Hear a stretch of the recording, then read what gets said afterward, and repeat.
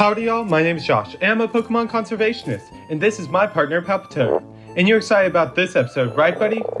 And that's because we're covering some of his semi-aquatic compatriots, both Wooper and Mudkip. Both of these Pokemon are classified as fish Pokemon, and while they're definitely amphibians, this classification likely comes from the external gills found on both of their cheeks. Mudkip is surprisingly strong for its 1 foot 4 inch frame, and it can easily shatter boulders bigger than itself.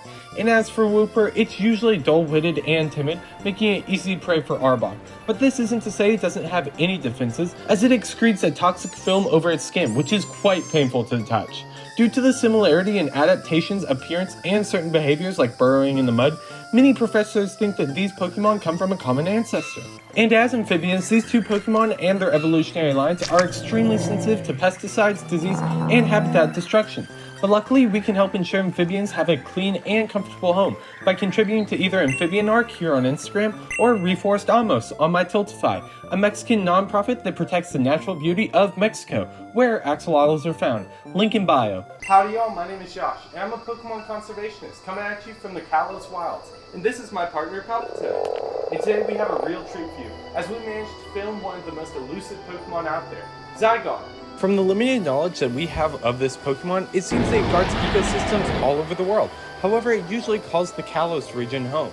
It's covered in green, black, and white hexagonal scales, and it's around 20 feet long, though no accurate measurements have been made yet. While usually seen in its serpentine form, there are records where it takes on a canine appearance, although why this is unclear. Adding on to the questions, it's said to hold a mysterious power, which suggests an even more powerful form, but again, this is all speculative. Science have become more common in the 20th century, and while I do like the opportunity for more observation, if I had to guess, this is because of the large strain that has been put on our global ecosystem, so probably not the best trade-off. On the bright side, this is Palpitoad and I's favorite legendary, as Zygarde cares about nature just like we do. Howdy y'all, my name is Josh, and I'm a Pokemon Conservationist, and this is my good pal Palpitoad. And today, as good Austin natives, let's go ahead and check out Woobat. Woobat usually live in caves and dark forests, but with humans encroaching more and more on their habitat, many colonies have begun taking refuge in attics, church buildings, and even under bridges. These Pokemon are nocturnal, meaning that they're active during night, hunting bug-type prey using echolocation, a type of sight where Woobat senses where it is in 3D space by bouncing ultrasonic sound waves emitted from its nose off of surrounding objects. During the day, it suctions onto the surfaces of its nest using its nose, allowing it to hang out and get some sleep away from any danger. And while Woobat love the warm Texas nights, in fact Texas hosts the largest colonies of bat Pokemon in the world, climate change are making these nights way warmer than they need to be, allowing fungal infections to ravage whole colonies. And so to help out our flying friends, we're donating to Merlin Tuttle's bat conservation. And as a thank you, I'll be choosing one of y'all from either my Instagram or Tiltify to choose what Pokemon I cover next. So good luck, and we'll see you in the next one. Howdy y'all, my name is Josh, and I'm a Pokemon Conservationist. And back here's my good friend Palpitoad. And today, let's check out one of the most cantankerous wild Pokemon of the Unova region, Scolipede. Scolipede is a tough armored Pokemon that has a black, red, and purple exoskeleton made out of chitin, similar to other arthropods. This bright coloring is a warning called aposematic coloration, which tells rivals like Scorch not to get too close unless they want to risk being badly poisoned. Scolipede doesn't have many natural predators, and it has a very aggressive temperament, and it uses the forcipules along its neck to grab prey and envenomate them. The horns on the head and rear are more so for battling and self-defense, and man are they impressive. These Pokemon have stunning yellow eyes with slit pupils, allowing them to optimize their depth perception and grab prey while running at high speeds with their powerful legs. And special thanks to Wolfie Blood Ties for donating to our last fundraiser and choosing the next Pokemon that we cover, Arcanine. Howdy y'all, my name is Josh, and I'm a Pokemon Conservationist. And this over here is my good friend Palpitoad. And today let's tackle the legendary Pokemon, Arcanine. Arcanine was long thought to be a legendary Pokemon due to how powerful it is and how rare they are in the wild.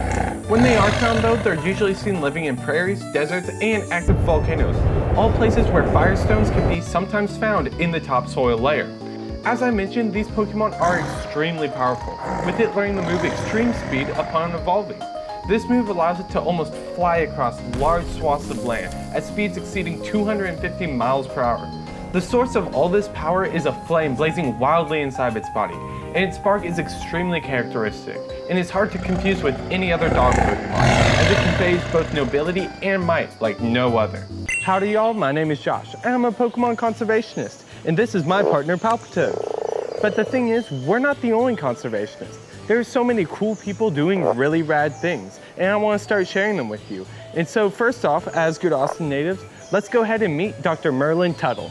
While researching for this video, I have seen so many nicknames for this guy, ranging from Big Bat Daddy Merlin Tuttle to Batman, and he definitely earns the title.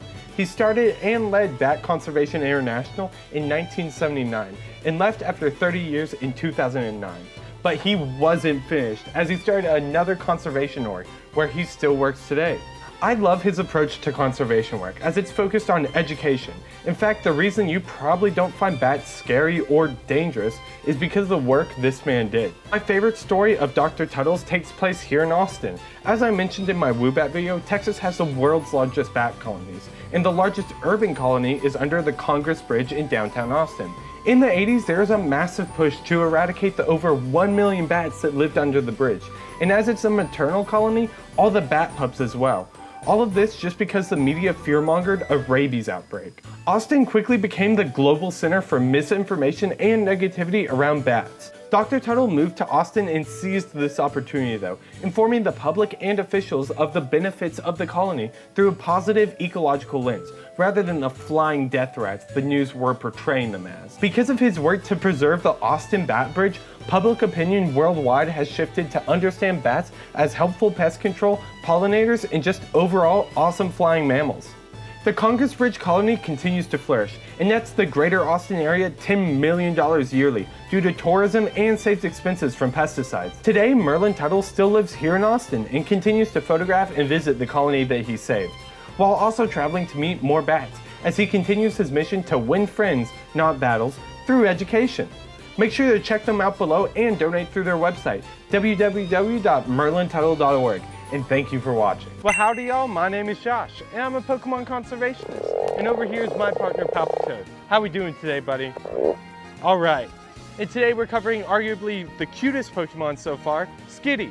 Skitty belongs to the genus Felis, which holds other medium-sized cat Pokemon, like Glameow and Purloin. Skitty is the most personable of these Pokemon, however, as a cat, it's still known to be aloof at times.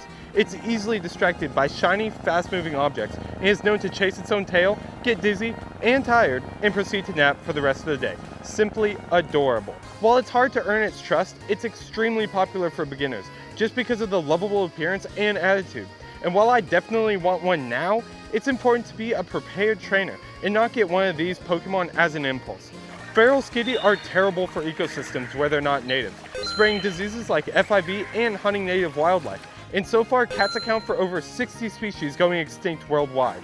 And the thing is, these extinctions aren't the Skitty's fault really, it's the irresponsible trainers who abandon them in non-native habitats. So to help out both the stray Skitty and the ecosystem, we have the chance to donate to Living Love Animal Sanctuary, a no-kill cat shelter that helps these awesome companions find loving homes while also giving a safe and comfortable life to hospice cats. And on the real, Living Love was the first ever nonprofit that I got to work for, and they're a very large reason why I do what I do now. And so if you like what you see, please go make sure to check them out and donate. They're all really great people. So thank you for watching, and we'll see you in the next one.